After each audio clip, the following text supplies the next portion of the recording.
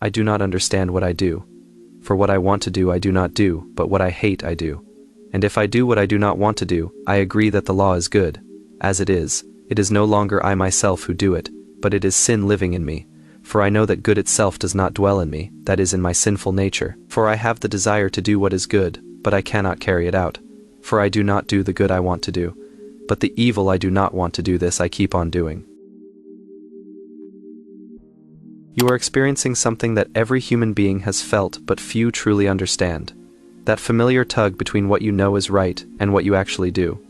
That moment when you hate your own actions but feel powerless to stop them. You are not broken, weak, or uniquely flawed. You are experiencing the most fundamental aspect of human nature, one that ancient philosophers, modern psychologists, and spiritual teachers have wrestled with for millennia. Here's the devastating truth that will change everything.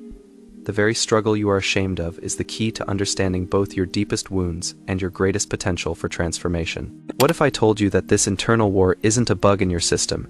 It is a feature, that the guilt, the shame, the endless cycle of good intentions, followed by crushing disappointment, isn't evidence of your failure, but proof of something profound stirring within you. St. Paul captured this universal human experience 2,000 years ago when he wrote words that still echo in therapy rooms and confessionals today.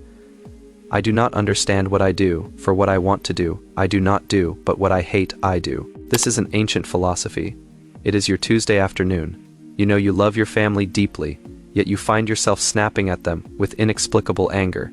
You desperately want to be disciplined and focused, but you scroll mindlessly through your phone for hours. You promise yourself you'll change, make elaborate plans, set goals, and then watch yourself sabotage every single effort. The Greeks had a word for this, akrasia, weakness of will. Aristotle called it the condition of someone who knows what is right but is overcome by desire, does what is worse, and subsequently feels regret. But here is what is remarkable. Aristotle distinguished between someone who struggles with this weakness and someone who does wrong without feeling any remorse at all. Your struggle isn't evidence of your moral failure.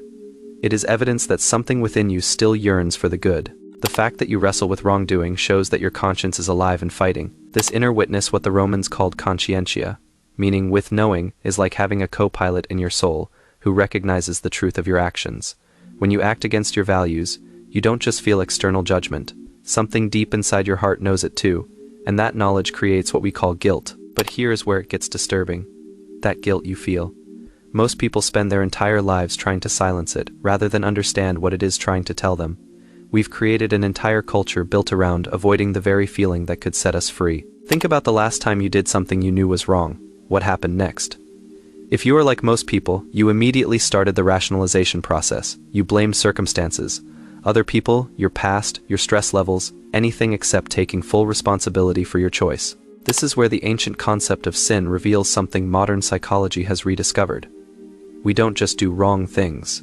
We live in a state of inner division that makes wrong choices almost inevitable. The word sins originally meant missing the mark, like an archer whose arrow falls short of the target. But it is not just about individual actions. It is about a fundamental misalignment between who we are and who we're meant to be. It is about living in a state where our highest aspirations and our daily reality exist in two different worlds. Ancient traditions understood this differently than we do today. In Greek thought, sin wasn't primarily about breaking moral rules, it was about disrupting cosmic harmony. When someone committed hubris, excessive pride, or defiance of the natural order, the gods would send Nemesis to restore balance. Think of Icarus flying too close to the sun despite his father's warnings. The punishment wasn't arbitrary. It was the inevitable consequence of overstepping human limits. Carl Jung discovered something that would revolutionize our understanding of human nature. What you deny in yourself doesn't disappear. It gets projected onto others, showing up in how you judge and blame people. He called this rejected part of ourselves the shadow, the repository of all the feelings, impulses, and aspects of our personality that we've deemed unacceptable. Here is the terrifying part. The shadow doesn't just contain our bad qualities. It often contains our unrealized potential, our suppressed creativity, our authentic power. When you find yourself repeatedly triggered by certain people, when you have strong reactions to particular behaviors, when you can't stop talking about someone's flaws, you are not seeing them clearly, you are seeing your own shadow reflected back at you. Jung wrote, "None of us stands outside humanity's black collective shadow. Whether the crime occurred many generations back or happens today, it remains the symptom of a disposition that is always and everywhere present." This means the capacity for every human failing lives within you. The person who betrays trust, who lies, who hurts others, their potential exists in your shadow. This isn't pessimistic, it is liberating, because when you acknowledge this reality, you stop projecting your darkness onto others and start taking responsibility for your own inner work. Here is what is really happening when you avoid dealing with your shadow, your guilt, your moral failures. You are not protecting yourself, you are creating a prison. Adam and Eve's story isn't just ancient mythology, it is a psychological blueprint. After eating the forbidden fruit, they didn't just disobey, they became aware of their nakedness and felt shame for the first time. Then they did what humans have been doing ever since. They hid from God and blamed each other. Adam blamed Eve. Eve blamed the serpent. No one took responsibility. Sound familiar? When you make a mistake, what is your first instinct? To hide it, minimize it, blame someone else, or distract yourself with pleasure and busyness. You place your ego at the center of your life and hide your guilt beneath your pride. The very mechanism you use to avoid pain becomes the source of your deepest suffering. This creates what Jung called a neurosis, a psychological crisis caused by living in a state of disunity with yourself. You are not just avoiding external consequences, you are avoiding the authentic suffering that could lead to growth. Marie, Louise von Franz, Jung's colleague, put it perfectly. A depression is a blessing of God. It is the greatest blessing somebody can have. Jung always talked about the blessing of a neurosis because it is the only way you are tempted to look within. Here's where everything you've been taught about overcoming your struggles falls apart. You cannot conquer your shadow through willpower alone. You cannot think your way out of patterns that were created below the level of conscious thought. You cannot become whole by cutting off the parts of yourself you don't like. The path to freedom runs directly through the darkness you've been trying to avoid. Jung discovered that integration, not elimination, is the key to psychological health. He wrote, "My sin has become for me my most precious task. I would never leave it to anybody else in order to appear a saint in my own eyes." This doesn't mean celebrating destructive behavior. It means consciously carrying your darkness so it doesn't carry you. It means owning your capacity for selfishness, cruelty, deception, and pride. Not so you can indulge these qualities, but so you can transform them. Think of it like this. Every quality you possess exists on a spectrum. Your capacity for anger can become either destructive rage or righteous courage. Your selfishness can become either narcissistic manipulation or healthy self-care.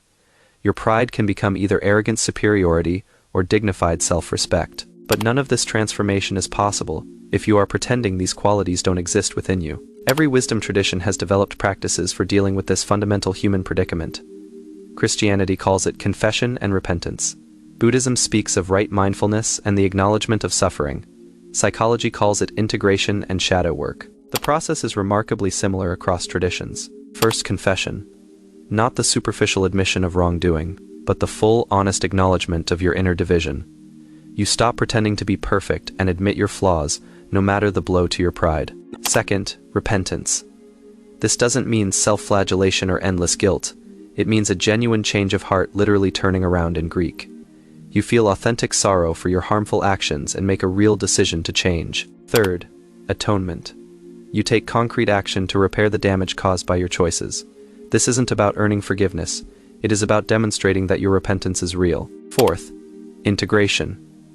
You don't just return to your old way of living.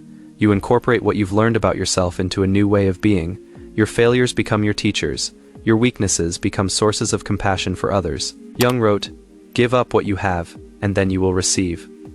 This is the paradox of transformation. You must surrender your false self to discover your true self. Here is what happens when you finally stop running from your shadow and start integrating it consciously. You become more human, not less. You develop what Jung called imagination for evil, not the desire to commit evil, but the wisdom to recognize its potential within yourself and others. This isn't moral relativism, it is moral maturity. When you acknowledge your own capacity for wrongdoing, you stop dividing the world into good people and bad people. You start seeing broken people trying to heal, unconscious people trying to wake up, and fellow travelers struggling with the same fundamental human condition. You discover that your greatest weaknesses, when consciously integrated, become your greatest strengths. Your tendency toward anger teaches you about passion and justice. Your capacity for selfishness teaches you about healthy boundaries. Your pride teaches you about dignity and self-respect.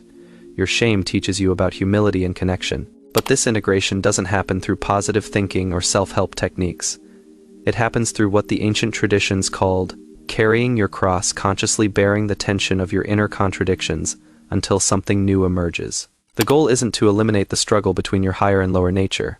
The goal is to live consciously within that tension, allowing it to transform you rather than tear you apart. Goethe captured this beautifully. Two souls, alas, reside within my breast, and each withdraws from and repels its brother. This isn't a problem to be solved.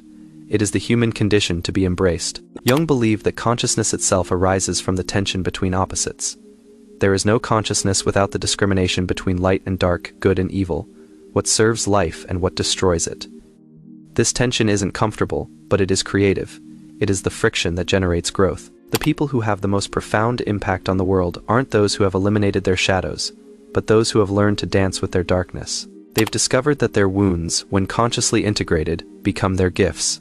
Their struggles become their qualifications to help others. Their failures become their most powerful teachers. Right now, you have a choice. You can continue living in the illusion that you are supposed to be perfect, that your struggles are evidence of your inadequacy, that you should be able to control your thoughts and emotions through willpower alone. Or you can embrace the devastating and liberating truth. You are beautifully, tragically, gloriously human, and that is exactly what you are supposed to be. Your guilt isn't evidence that you are bad. It is evidence that you are alive to goodness. Your shame isn't proof that you are worthless. It is proof that you have values. Your struggles aren't signs that you are broken. They're signs that you are growing. The ancient alchemists understood this. They knew that lead must be heated, dissolved, and reformed before it can become gold. The process they called solve et coagula, dissolve and coagulate, break down and rebuild. Your psychological and spiritual transformation follows the same pattern. You must be willing to dissolve your false self, the carefully constructed image of who you think you should be, before you can discover who you actually are. This isn't about becoming a saint or achieving moral perfection. It is about becoming fully human. It is about integrating all aspects of yourself, light and shadow, strength and weakness, beauty and ugliness, into a coherent whole. It is about developing what the traditions call holy folly, the wisdom to know that you are simultaneously a precious child of the universe and a flawed human being, making it up as you go along. Here is your invitation. Stop trying to be perfect. Start trying to be whole. Begin by getting honest about your actual thoughts, feelings, and behaviors. Not the sanitized version you present to the world, but the raw, unedited reality of your inner life. Find someone you trust, a therapist, spiritual director, wise friend, or trusted mentor, and tell them the truth about yourself. Not just the socially acceptable struggles, but the shameful secrets, the recurring patterns, the ways you consistently betray your own values. Start paying attention to your projections. When you find yourself repeatedly critical of someone, ask, what aspect of myself am I seeing in this person that I haven't accepted yet? Practice what Jung called active imagination, dialoguing with the parts of yourself you've rejected. Give voice to your inner critic, your wounded child, your shadow self. Listen to what these parts are trying to tell you. Most importantly, be patient with the process. Integration takes time.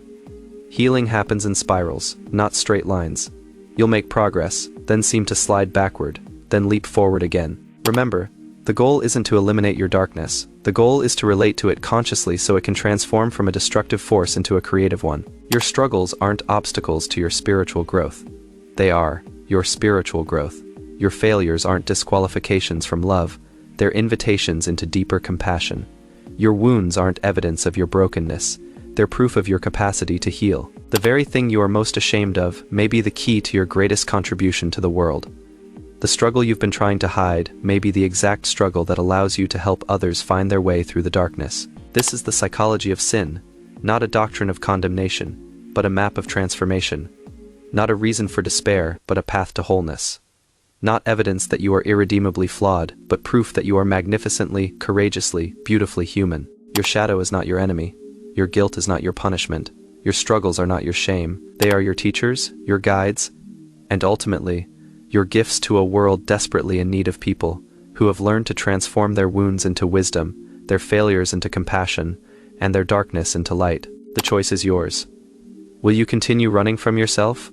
Or will you finally turn around and embrace the magnificent, messy, contradictory miracle of your full humanity? The world is waiting for your wholeness, not your perfection. Your integration, not your elimination of struggle. Your authentic truth, not your false righteousness. This is your moment. This is your invitation. This is your path home to yourself.